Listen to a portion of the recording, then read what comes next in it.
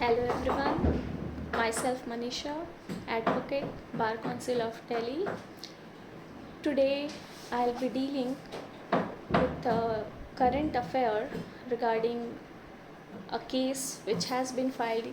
You can say a PIL has been filed against Rahul Gandhi for disclosing the identity of a child rape victim through his Twitter account. What actually happened, this case is not recent.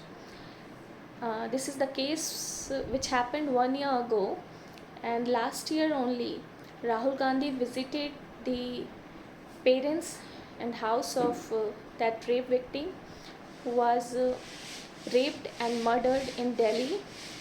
So the issue is not, there is no problem if you are visiting a rape victim home, but the problem is he disclosed the identity of the parents of that rape victim through his Twitter handle. He went to her home. वो वहाँ जा कर के उनके parents से मिले, उनके घर का फ़ोटो लिया, पेरेंट्स से जो मीटिंग किया उसका फ़ोटो लिया.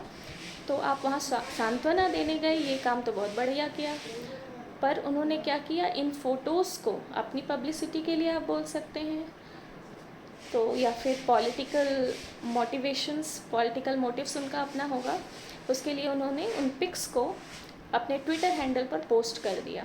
तो अब ये पोस्ट करने से क्या हुआ, भले ही आपने रेप विक्टिम का फ़ोटो नहीं पोस्ट किया because he is already deceased, but उन्होंने उनके पेरेंट्स का फ़ोटो पोस्ट किया. वो लड़की 9 साल की ही मात्र थी.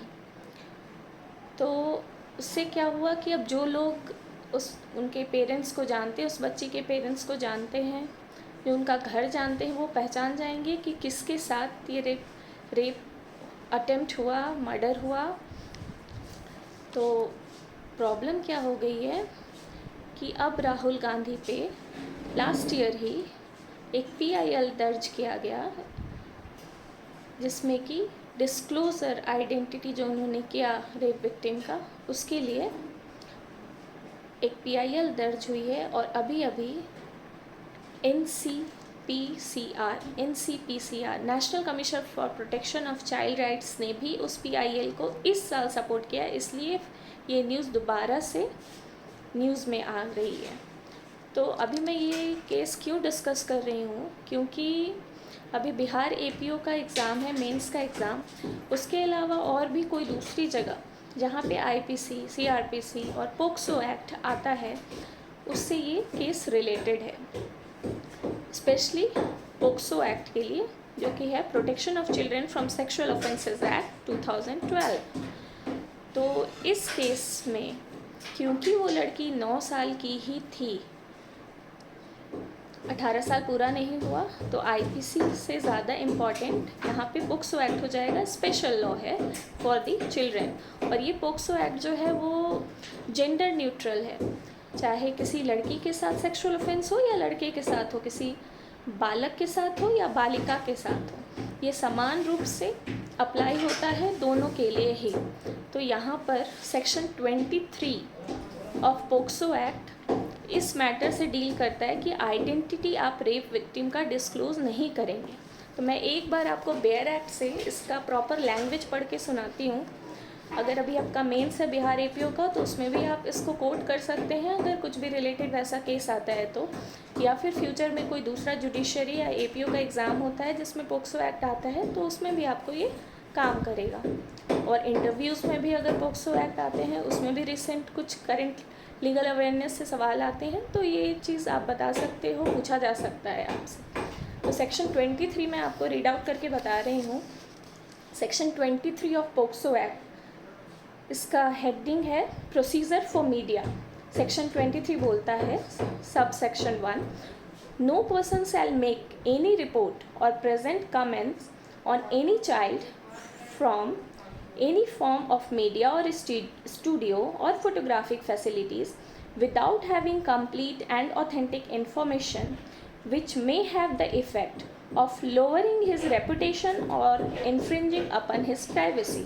यहाँ पे किसी भी पर्सन को मना किया गया है कि वो रिपोर्ट नहीं करेगा या फिर कोई भी ऐसा कमेंट प्रेजेंट नहीं करेगा किसी चाइल्ड के बारे में. चाइल्ड मतलब मेल फीमेल दोनों होगा, जो कि 18 साल से कम का है. from any form of media or studio or photographic facility without having complete and authentic information.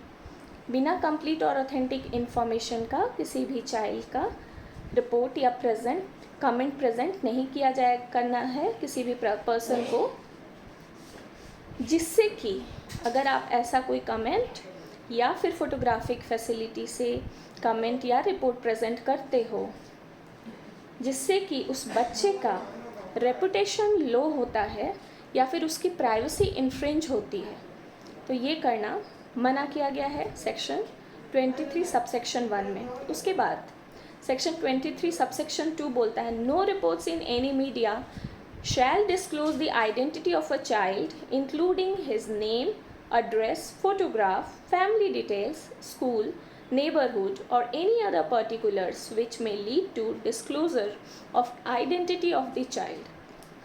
तो चाइल्ड की आइडेंटिटी को डिस्क्लोज करने से मना कर रहा है 23 सबसेक्शन 2 भी, जिससे कि किस चीज़ों से आप डिस्क्लोज़ कर सकते हो, नाम से, उसका फ़ोटोग्राफ से, उसके एड्रेस से, फैमिली डिटेल से, उसका स्कूल का बता करके, नेबरहुड के बारे में बता करके। तो इन सारी चीज़ों को 23(2) भी मना करता है।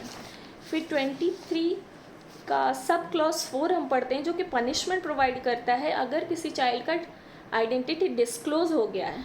ठीक है, यहाँ पे चाइल्ड विक्टिम जो है पोक्सो एक्ट के अंदर उसका अगर आइडेंटिटी डिस्क्लोज़ होता है जिससे कि उसका रेपुटेशन लोअर हो रहा हो या प्राइवेसी इन्फ्रिंज हो रही हो, तो पनिशमेंट 23 का सबसेक्शन 4 में दिया है any person who contravenes the provisions of subsection 1 और subsection 2 shall be liable to be punished with imprisonment of either description for a period which shall not be less than 6 months but which may extend to 1 year or with fine or with both।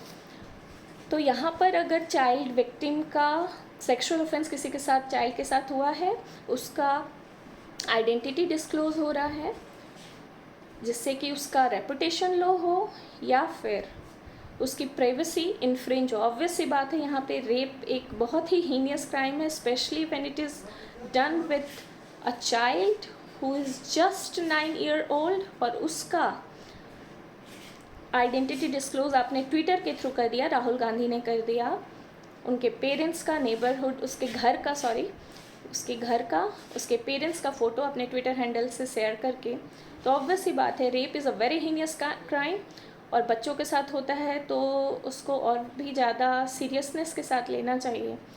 तो उसकी identity disclose करने की वजह से अब एक FIR दर्ज करने की बात हुई है राहुल गांधी के ऊपर, तो इसमें वो आर्टिकल 23(4) अगर लागू होता है, उसमें उनको कन्विक्शन अगर हो जाती है तो 6 महीने से लेकर के 1 साल की सज़ा उन्हें आइडेंटिटी डिस्क्लोज़ करने के लिए सेक्शन 23(4) पोक्सो एक्ट 2012 के अंदर हो सकती है।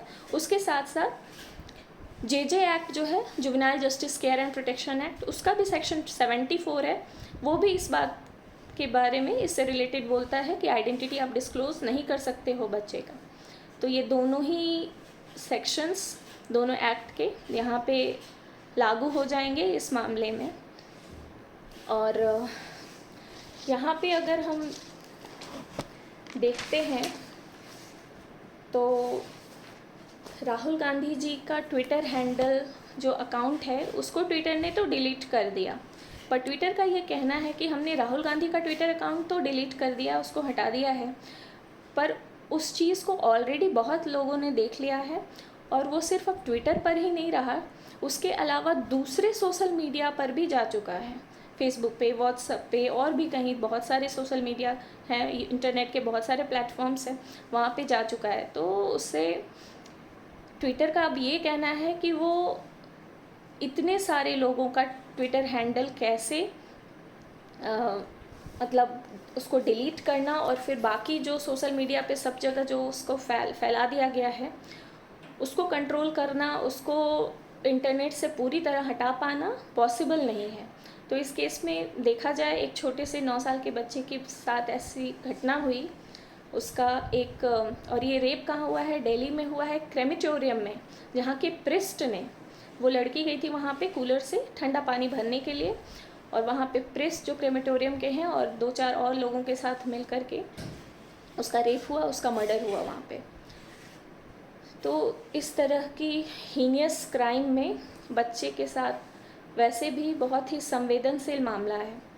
तो ऑब्वियस सी बात है, इतने बड़े पॉलिटिकल लीडर हैं, उनको इस तरह का कोई भी काम करने से पहले सोचना समझना चाहिए। तो क्योंकि ट्विटर हैंडल से उनका अकाउंट हटा भी दिया गया है, तो ये बाकी सोशल मीडिया पे भी इस तरीके से फैल गया है। तो मेरे ख्याल से ये PIL फाइल करना, FIR उनके अगेंस्ट दर्ज करना सही है, और बाकी तो कोर्ट ही डिसाइड करेगा। Thank you all the aspirants. और आप चाहें तो इस केस को, अगर इससे रिलेटेड कोई भी क्वेश्चन आता है तो आप इस रिसेंट केस को भी मेंशन कर सकते हैं। Thank you so much.